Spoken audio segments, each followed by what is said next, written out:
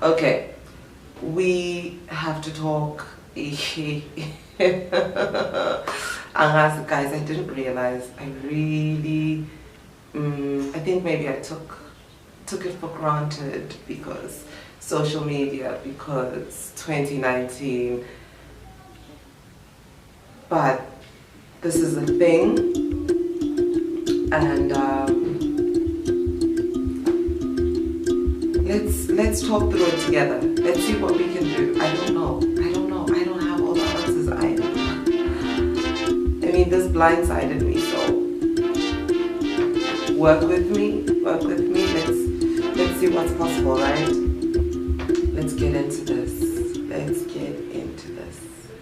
Sanbonani, welcome to Sangoma Society, where we demystify all things pertaining African and ancestral spirituality.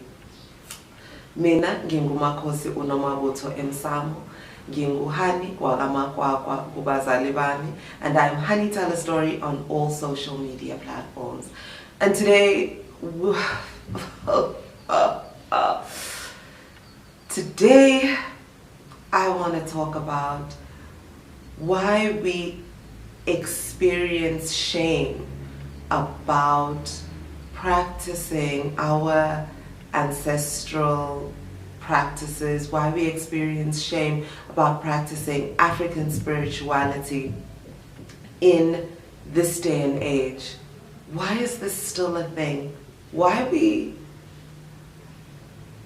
still struggling so hard to be open and transparent about how we connect and how we engage with our spirituality? So, quick story about how this topic became a thing. This week, Mercury went direct and I was inundated. I was just never ready for the number of messages that came through following my most recent video. And I think if I was weighing how many comments on the actual video versus how many DMs and WhatsApps about it, more in my DMs, in my WhatsApps, in my inbox, in my mailbox than in the comment section. And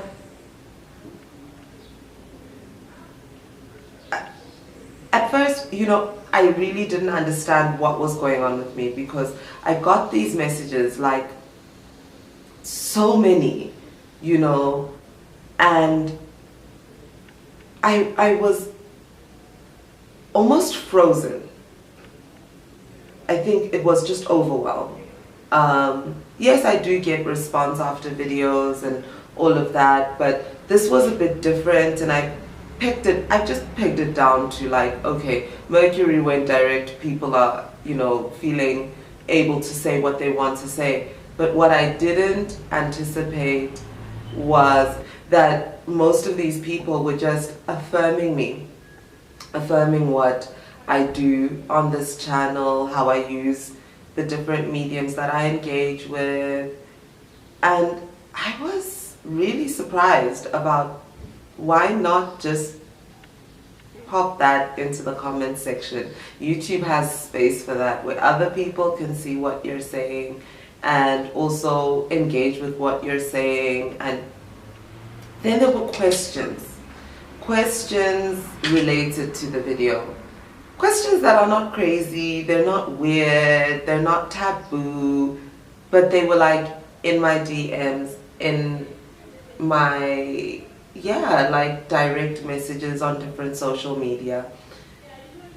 And I asked myself, why is this happening like this? What is going on? Eventually I ended up tweeting about it because I was just, it was making me feel a type of way, it was making me feel something. And as I was unpacking it, I realized that it's shame. people maybe feel like engaging with this kind of content is not on brand for them, so they don't want their profiles associated with this content, so they'll contact me via other means and to say, Makhosi, you know, keep doing what you're doing is giving me life, what you're doing has taught me so much. And I appreciate every single one of those messages, but I could not help feeling like a dirty little secret. You feel me? And it dawned on me that this is about shame. It's not a personal thing. It's nothing to do with me directly. It's a thing we're faced with as a society. And when I speak of as a society, I speak of us as Black people in general, here and in the diaspora, continentally. We all have this struggle, and the struggle is, how do we reconcile everything we've been socialized to believe about African spirituality with the place that we find ourselves in at this time in our lives? We are growing. We are at a certain age now where we have to take the reins as adults in our lives and make certain decisions. And whether our parents raised us in the church or our parents raised us with our African belief systems, we are now in the position where we say what does and doesn't work for us. And as I said previously, you know, a lot of people come to the African belief systems after engaging with other more sophisticated ways of engaging with spirituality and finding that this is where they resonate the deepest, finding that this is where they see the greatest shifts in their lives. So much so that I have a lot of clients who are, you know, members of different churches where they preach against the ancestors, and they refer me to other members of the congregation. And they don't do that because they're trying to be slick. They don't do that because of anything outside of the fact that they realize and see the shifts that happen in their lives when they begin to engage with their ancestors, the understanding it brings into their lives, the clarity that it brings, and they feel that, you know, there's no point of not telling those that they love and care about that, okay, this is actually what brought about the shifts that you're seeing. And personally, I will never tell you to stop going to a church that you go to.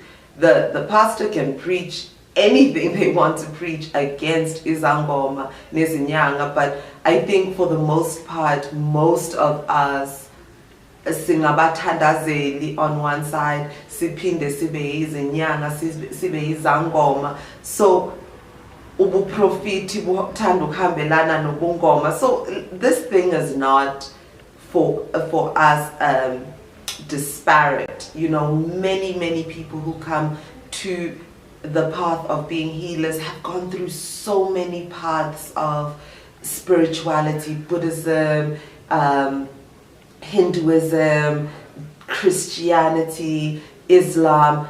We've gone through these cycles of searching because our spirit knew that there was a deeper need for spiritual connection, but we didn't have the knowledge or understanding that it would come in this way. And so for you as a person, as a seeker on the other side, I can understand why it's difficult. You know, somebody was saying to me this week, Koko, I'm sure you understand that when you got the calling, you know, you also didn't just run towards it. And I actually did. Honestly, I did. I did because I had been seeking in my soul, consciously or unconsciously, for a deeper meaning. I had been in different committees in different churches. I had been in different communities of spirituality, seeking my highest truth, earnestly, deeply, and some way, somehow, I always found myself being either rejected by those communities or, you know, redirected from those communities into others, and trying to follow my spiritual path, trying to follow my highest truth, and it led me here. So for me, it wasn't something I ran from. It wasn't something that I stopped and reconsidered. I didn't know anything about it, but isimo idlozibeling pete ngaso, I didn't have the privilege, I didn't have the opportunity to second guess, to feel the shame or anything of that nature. So I think I, for one, personally have taken for granted that people struggle with this. I saw my family struggle with the shame, but I just thought, you know, these people worked so hard to try and educate us and expose us to things, and they really didn't want this to be what the family is associated with. And I get it, but here we are.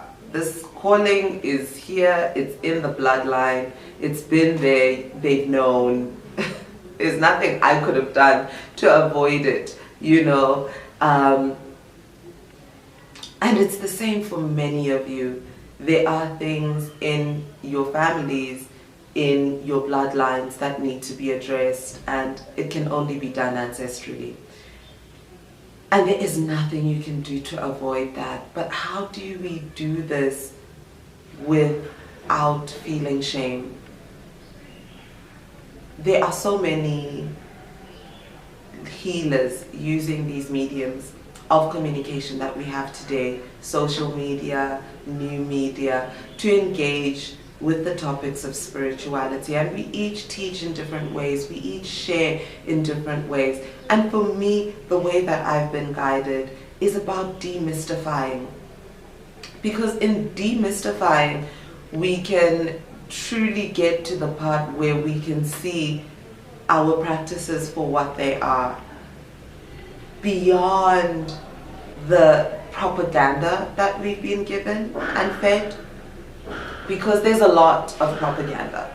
There's so much that we don't understand. Like, we associate amadlozi libadimu with amadimon, and it's such a simple thing that brought that about. The translation for badimu and amadlozi becoming demons in the Bible was actually something done by a priest who was translating the Bible into Setswana.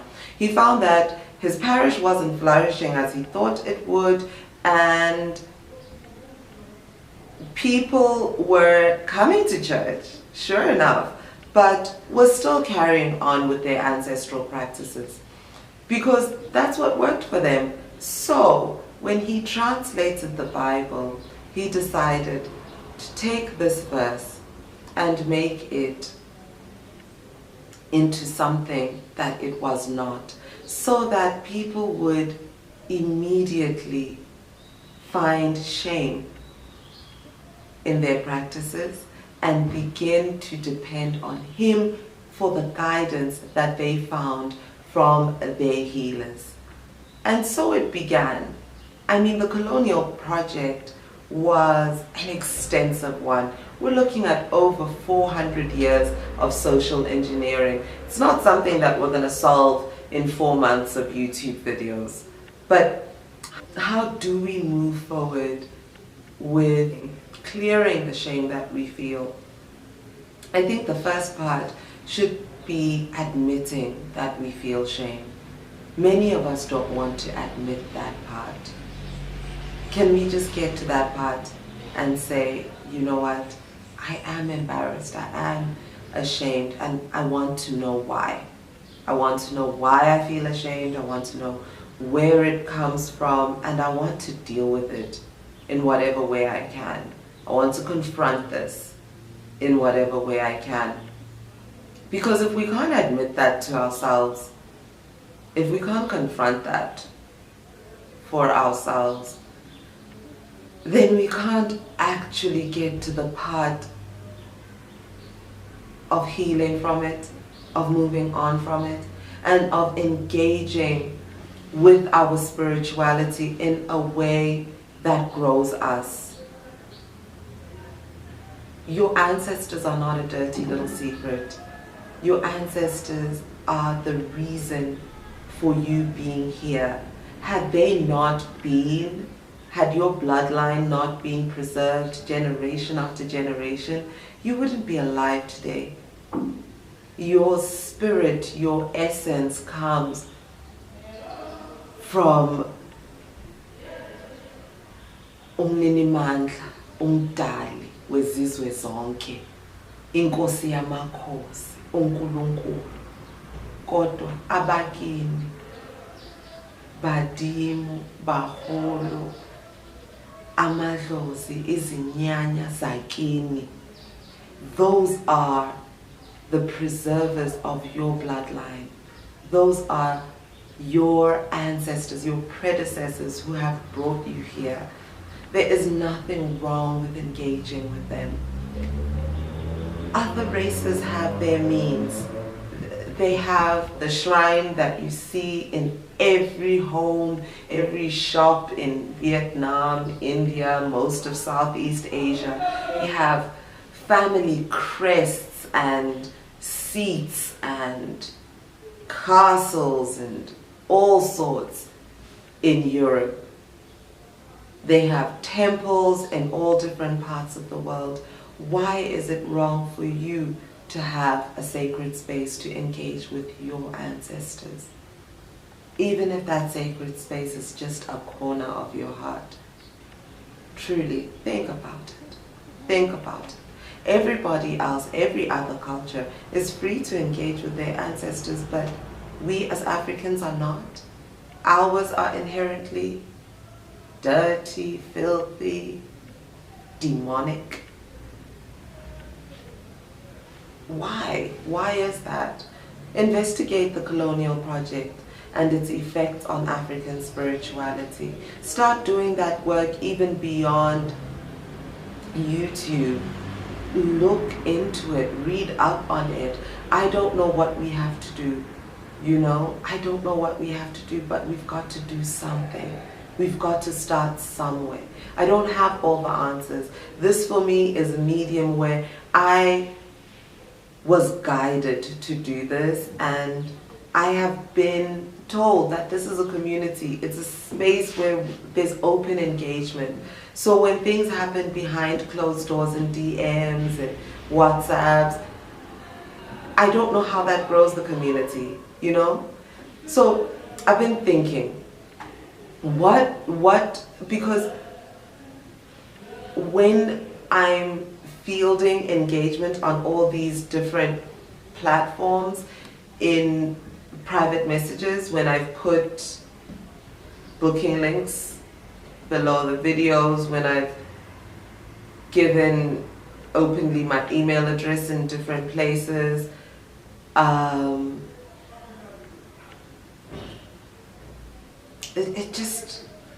it's not constructive for me, because I have clients that I'm dealing with on a week-to-week basis, and they need my attention at any time, at any given time. And when this kind of communication comes privately, I don't know how to deal with it.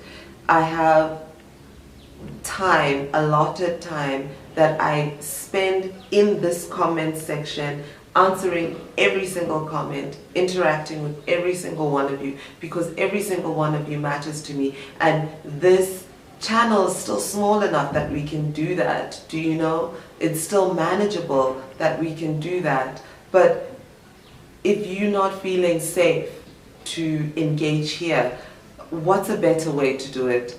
Should we start a mailing list so that at least everybody just responds to that email, and then I can have an allotted time to respond on there and then digest and bring those questions into content so that, you know, a broader audience can find the answers that you were seeking? Or do we do like a private Facebook group? Like, what would work? What would work? Because I felt that this was, I thought that these comments, this space was good enough, but clearly some people just don't feel safe to engage here, don't feel exposed. Or is it a matter of saying, no guys, don't do that, don't do that, confront what you're dealing with. If you don't want to comment here, don't bring it to the DMs, rather create a fake profile to come and comment and interact with, you know, until such a time that you feel comfortable enough in your identity, your spirituality, that you can comment as yourself, you know. I mean, somebody was saying to me on Twitter, this is actually a fake profile that I've used to interact in Sangoma and to speak about my beliefs until such a time that I feel confident to speak on it in my public persona, in the persona that people know.